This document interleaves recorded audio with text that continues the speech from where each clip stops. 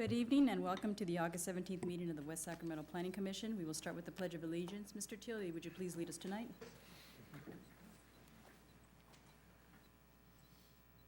I pledge allegiance to the flag of the United States of America and to the republic for which it stands, one nation, under God, indivisible, with liberty and justice for all.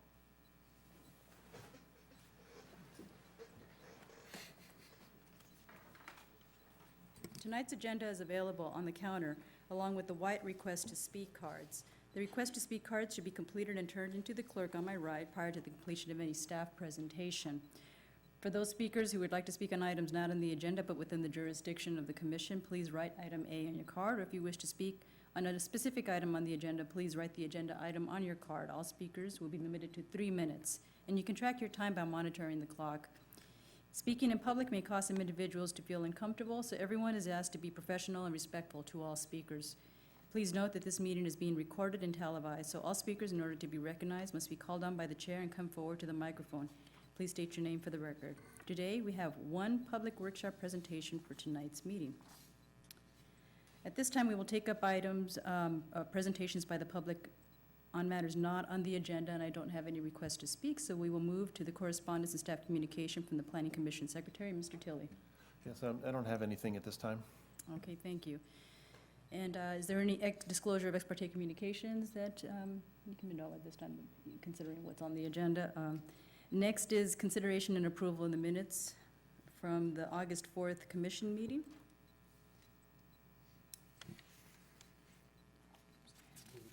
Commissioner, Dr. Kelcher moves. Second. Minutes. Anybody care to approve the minutes? I'll second that motion. All right, Commissioner Moore. All in favor signal by saying aye. Aye. Any noes? No noes? Any abstentions? Madam Chair, I need to abstain. As do I. Commissioner Liebig, Commissioner Austin are both abstaining. Motion is approved.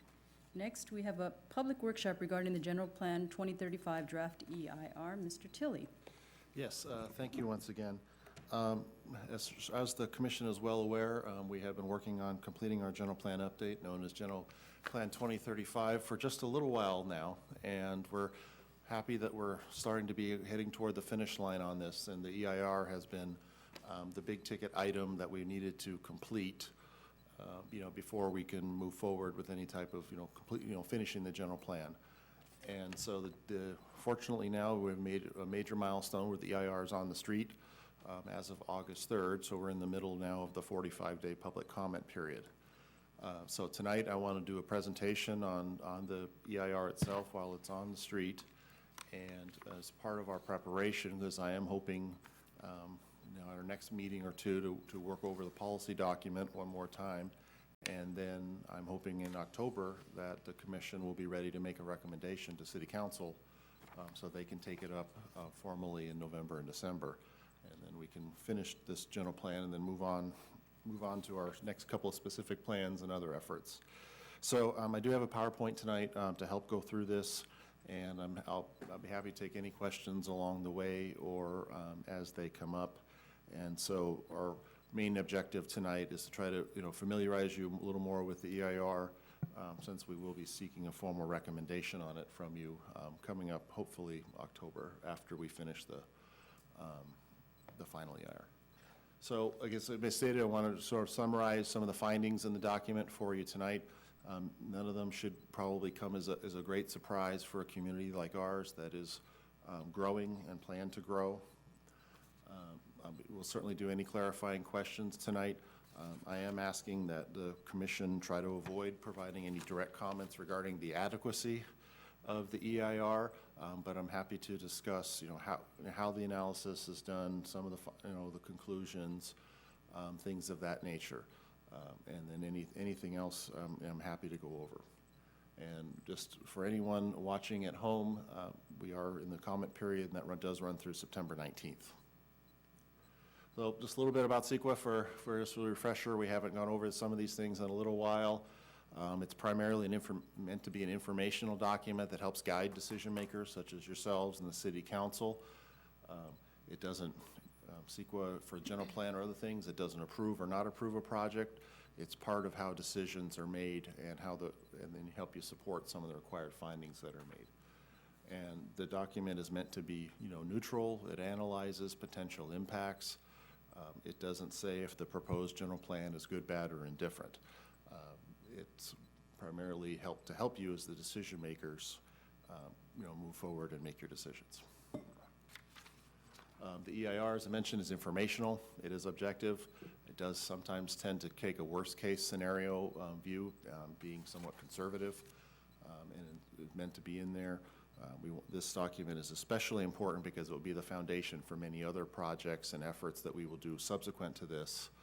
And so we have been conservative in our assumptions and our conclusions in many respects.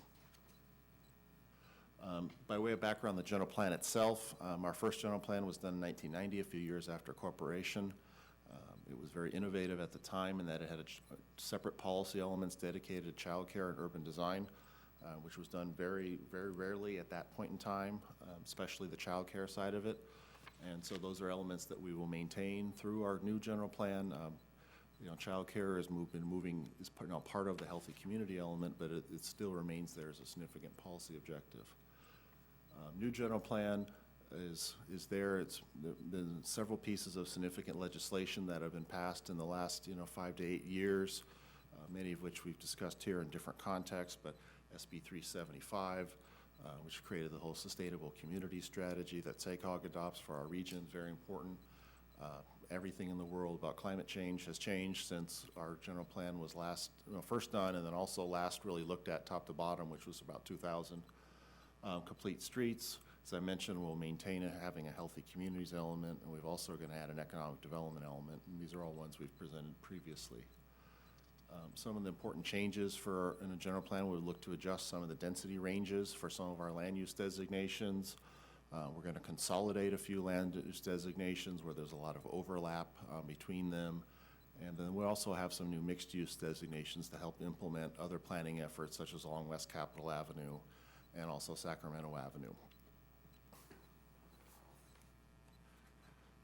Overall objectives for general plan for us is, clearly we want to maintain consistency with state law and many of the other notable bills that I mentioned that have been passed in the last, several years. Many of these have been, pretty significant in our region, SB 375 being, probably the most significant of all of them. And we want to maintain our commitment towards sustainability in terms of having a lot of compact infill growth in our community. Most of the growth that's in this current general plan is of more of an infill and refill nature, although we will continue to see some greenfield development in Southport as well. Flood protection and also additional recreational opportunities along the Sacramento River, which sort of unfortunately may go hand in hand with flood protection, are all important objectives in our community. And part of our also goals is to remain consistent with the MTP and SCS for our region. This gives us a lot of additional streamlining opportunities and installation for future projects. And then the last piece of it that's very important, this will be an implementation measure, a general plan that will follow shortly behind it will actually be our climate action plan. Finally having an adopted CAP, which is something we've been looking for a number of years, gives us a significant advantage to streamline on this particular topic, which still remains one of the most challenging ones to address in any environmental document. So what you have is, this is a program level. The level of detail in there follows the level of detail in the general plan, which is on a fairly high level. It doesn't go out on parcel by parcel and count every bush or every tree or every bunny. It's on a high level, but it's there to set up as a foundation to streamline future environmental review on specific projects where we really will get into the details. If the general plan EIR is sufficient to help us on the big issues such as climate change, air quality, traffic, things like that, we're really way ahead in terms of doing a subsequent environmental review. Then we could really focus in on site-specific issues. An important distinction in there is that the general plan EIR is not necessarily comparing our current general plan versus the new general plan for CEQA purposes. It's really looking at existing conditions and then comparing those to how we would grow over time, and what if any, implications on some of the new policies would have on the environment. As I mentioned, we're fairly conservative on our assumptions, and many of our conclusions are conservative. And when we talk about some of the impacts, I'll try to put those in better context for you. And of course, like every EIR, there are alternatives in there as well. So in our document, we do identify, several, impacts that are considered to be significant and unavoidable in these resource areas. And I'd be happy to go into any specifics on any particular one, but just sort of on a high level, our community is growing. We will continue to grow, but we're also going to grow in the most, compact and sustainable manner that we can. And unfortunately, CEQA, puts us sort of in a vacuum, and we can't really consider our growth in this format, versus the alternative, which is a lot more, greenfield, sprawl type development. And so if you note, especially in one of the alternatives, and this is something Councilwoman Sandine brought up last night, was that, one of the alternative notes that if we were to continue to grow under the way current general plan is done, we'd actually could be more impactful than if we were by going under our more, infill and refill based general plan going forward. But without, be that as it may, we still have, many impacts that are really unavoidable, at least at this level of, considered to be unavoidable at this level of detail. And, CEQA does keep us a bit of a short leash on us and how we treat some of these impacts. So I don't want anyone to, think that this is any necessarily, really bad. It's not as bad as it sounds, I guess I should say. I'll use, flood hazard as an example.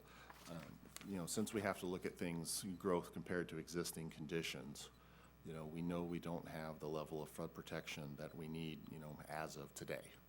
And so but other than waiting for that to come, if we're going to proceed with general plan and growth, we'd have to say at this point that, there really isn't mitigation for that. But as we all know, WSAFCA is making significant progress on getting us to our 200-year goal, and we know we should be there in the next, few years. But as of today, we're not there. So that's an example of some of the context that I encourage the commissioners to think about some of the impacts. Cultural resources is another one. At this stage, with the level of detail we have, when we know we're going to grow, we know we're going to build more developments and more infrastructure in the ground, there's no way we can say for certain at this stage that we will never impact any cultural resources. It's always our goal to try to not do that, and when we get to a project level of detail, we like to hope that we'll be able to avoid those impacts once we have that level of detail. But at this stage, also, being conservative, we say those impacts are significant and unavoidable for this purpose, but hopefully once we get out there in the real world and on the ground, we will be able to mitigate those. But we can't say that 100%, right now. Aesthetics is another one that's tricky in CEQA. It's the most inherently subjective of all the impacts. There's different metrics to use, but they're not the simple math that you would use for traffic or noise or some of the other things. So, and also CEQA doesn't specify if impacts on aesthetics are, positive or negative. It's just that they're there. So in the context of this particular impact, you're talking about how really the landscape that we see out there today is going to change. CEQA doesn't care if that change is good, perceived positively or negatively. It's just that it's going to change. And there's certainly no doubt that the environment that we see out there, and the built environment, it will change, over time. And so, we tend to treat that impact as significant and unavoidable in that regard. But it doesn't necessarily mean that it's bad. It's just how CEQA does it. So also we're looking at things on a cumulative basis. We are assuming a certain level of growth out to 2035. Those growth assumptions are fairly aggressive, but that's also part of being conservative on this. And so cumulatively, when we look at that, our growth, and you couple that with the background regional growth, we will have impacts on the cumulative level as well. Fortunately, it's not all bad news. There are numerous impacts that we believe we can mitigate, and there's various mitigation measures that are included in there. Some of these are things that the city will need to do for its projects, some of which will be mitigation measures will carry over to private development projects. They're in the various categories. Fortunately, many of the impacts we can mitigate, and I provided sort of a summary, here. I'm happy to go into any of the other ones specifically, but in each resource area, there are many impacts that, if they are significant, we believe we can mitigate.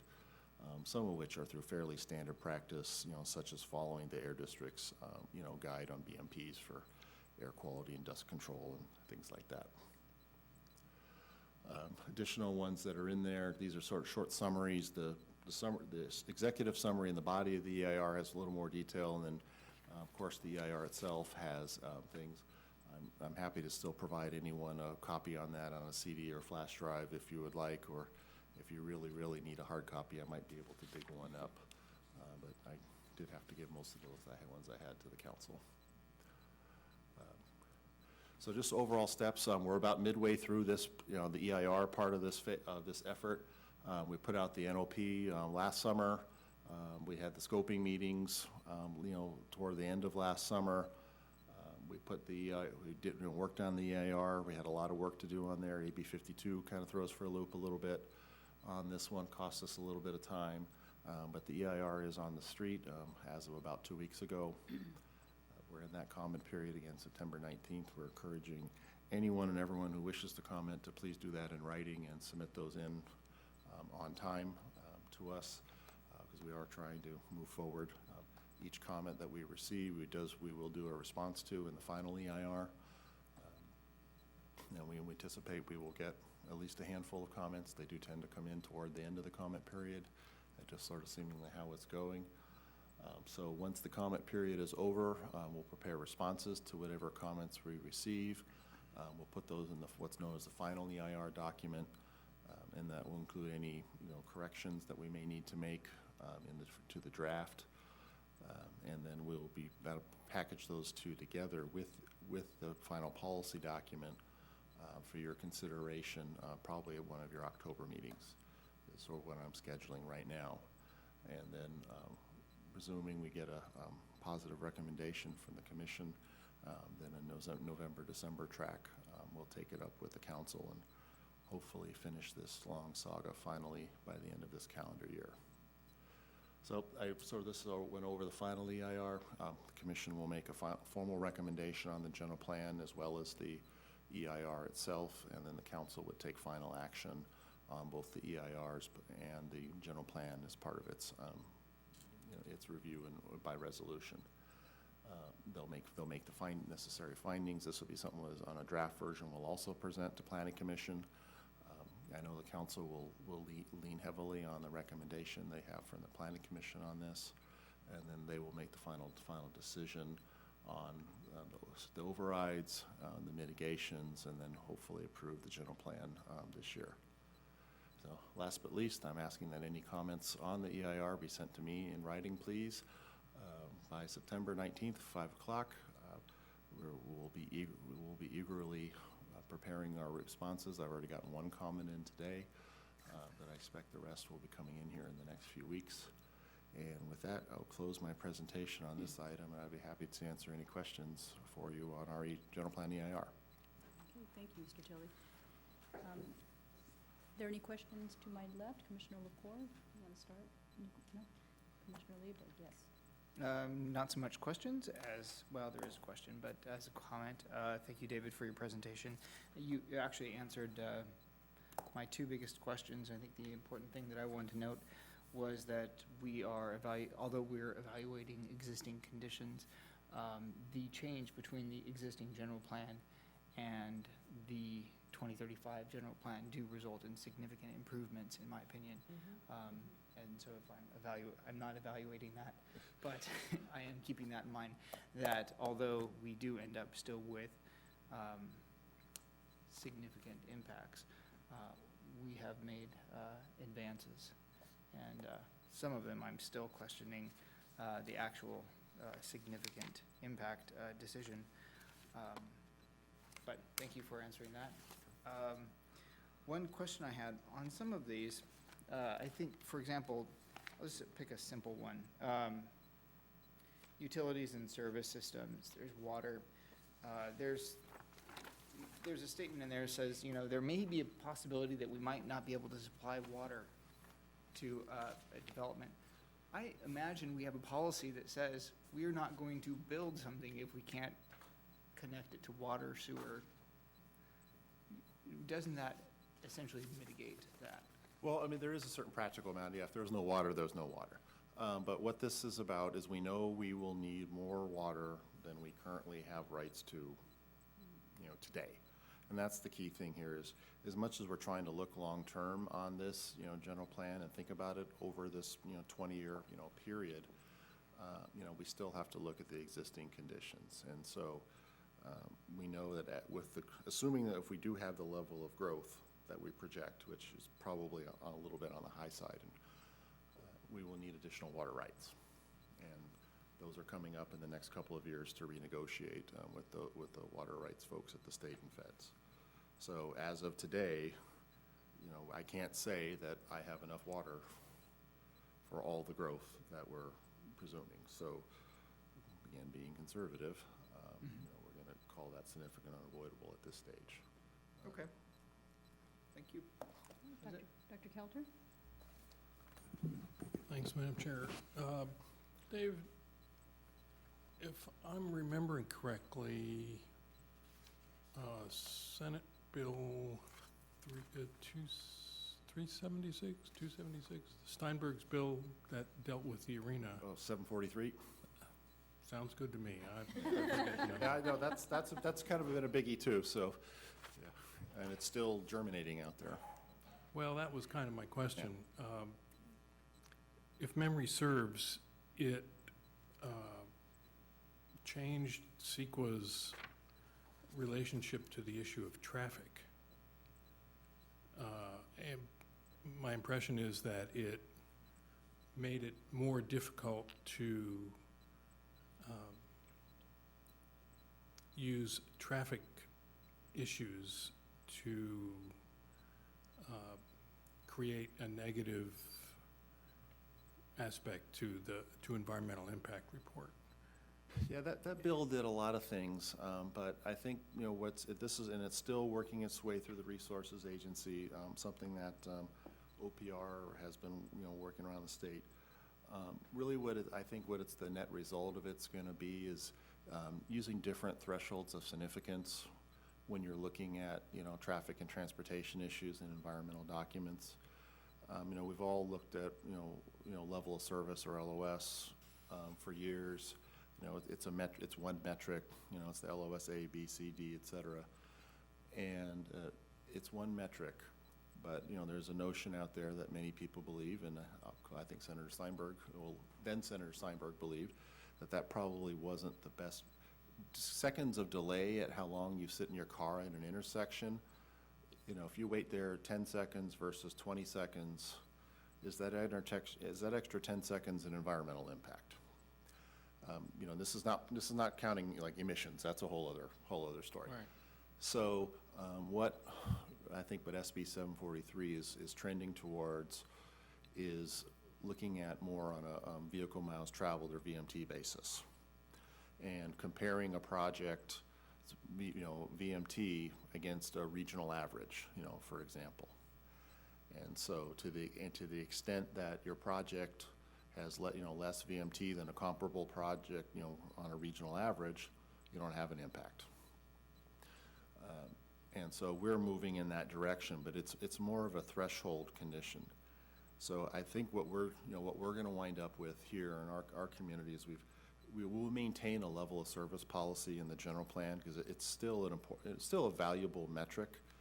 Sure. But it will be more of a general plan. When from a CEQA standpoint, we'll treat it more as a general plan consistency matter than as the threshold for significance, and that will move more in the VMT direction too.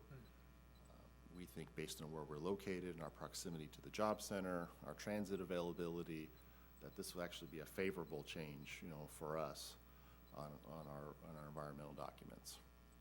But that is a big bill, and, you know, when we'll go over that some more when we do come back with the policy document. But I'm trying to move away from that rigid thou shalt be LOS, because the other part about SB 743 is important, is in the old days, when the typical mitigation was, okay, well, let's just widen the road.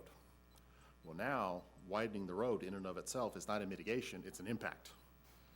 And so it's turning a lot of people, kind of on their heads on this, but I like to think that once we get a little more used to it, they'll find that this is a more valuable tool.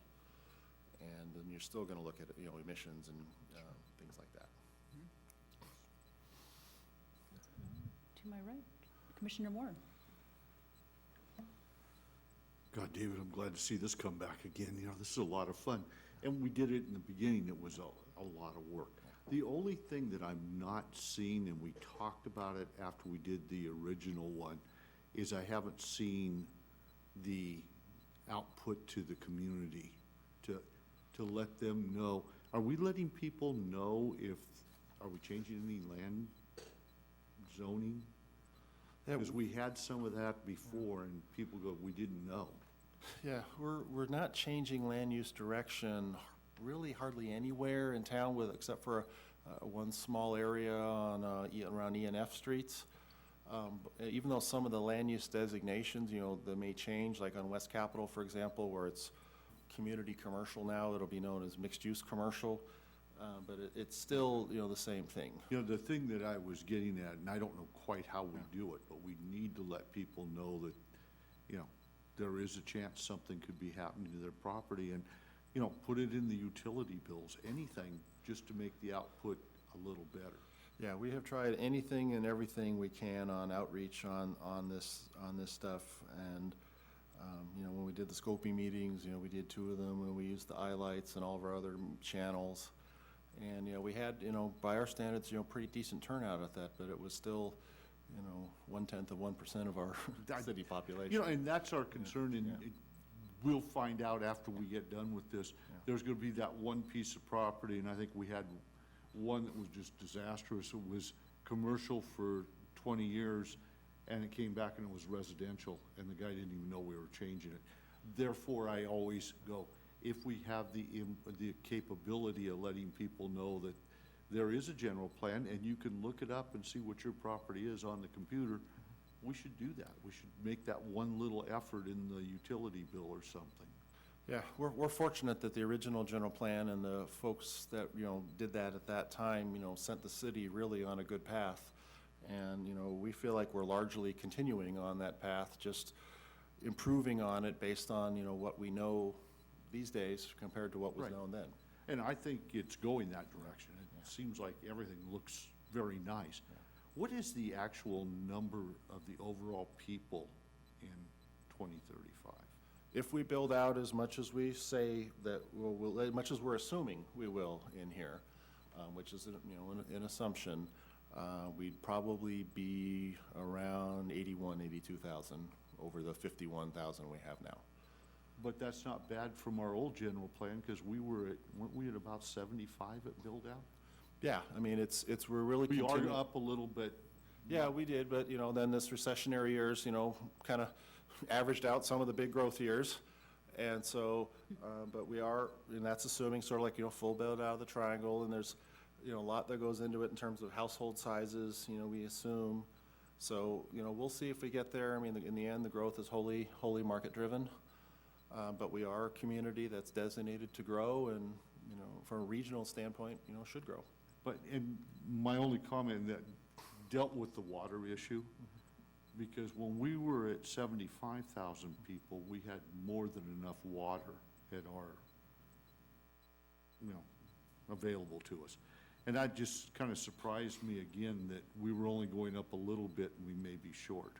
Well, I think it comes down to, and this is a fairly recent, sort of realization, if you will. You may be familiar with that, or maybe not so familiar, but you get that kind of odd $8 thing on your tax bill that goes to what's called, you'll see it as NDWA on your tax bill. Stands for North Delta Water Agency. That is something that historically we have relied upon and sort of thought was a, potentially unlimited supply of water. And, we're not so sure that that's the case anymore. So Okay. we're not just assuming that that's there and we can get as much as we want anymore. It's a very unusual water right, to say the least. And so. Well, those guys that bought that years ago, before we ever became a city, the water rights were purchased. And that's why, we've always said, boy, we've got plenty. And we should, but we could have issues. So I understand what you're saying. I was just going, I always thought we were in good shape, and I still believe we are. And We generally are, and we're probably in better shape than most. We're not in bad shape at all, but, as we look at these, and we're probably about 2 years out from starting our water rights negotiations, and, we're optimistic about that, but we are in a new world, and as Mona would tell you, most of these water rights cases, the law on them is probably 100 years old, and how that's viewed today is, somewhat up for debate. thank you. Commissioner Sternfels? Commissioner Oster? Just a comment. Thank you, staff, for you and the many colleagues you have who worked on this. Our general plan continues to be incredibly progressive, and I think you've done a lot of work, particularly given the changes to cultural resources and flood protection. So, good job. Thank you. Thank you. It's definitely not just me. Yeah. And, I wanted to align my comments with Commissioner Moore related to drawing more public comment. In looking at the process and the outreach, I did try to track it down on the website in the first page, and I didn't see it there, so maybe I missed it, but I just wanted to. Yeah, there is a link right to the, right on the homepage. Right on the General homepage? Plan Okay. 2035 is one of the buttons on It's one of the the okay. left side, about halfway down. Okay, and just if we can do what we can to draw more feedback from the community, and so that, I think it's a very good report, and definitely agree with Commissioner Liebeg and seeing what we've done in the past and where we are going, and we have come a long way with new laws, the CEQA laws, and, support SB 375 and all the changes that we need to make there, and the greenhouse gas emissions, and also the climate action plan to support the streamlining of CEQA analysis for our projects. That's critical. Listening to council's feedback, I think that their feedback was very helpful in, kind of giving us some historical perspective as to why, we are where we are with the general plan update, and also thinking about what we can do to provide input as you are putting this together, and, giving us with the, information so that, we can help shape it as it comes back in October. Yeah, we'll be back next month for the policy document discussion too, and then we can, after that, hopefully then we could put the two of these together at an October meeting. Okay, great, thank you. So, any more feedback, comments? No? All right, Thank you very much. thank you. Next item is the informal discussion. Is there any information?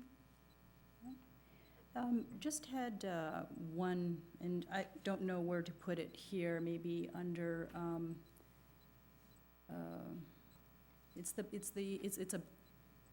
the bike path along next to the 80 freeway, like when you go down on the 15th, and then you go over to the, to catch the 80. Sycamore Trail? Is it the Sycamore Trail? Yeah, there is, I drove by there, and now that we have the barn and everybody, commuting out there with their bicycles and things like that, I noticed that it's, as you're going on the 80 freeway, there's like those two lanes, and then there's not much of a street left.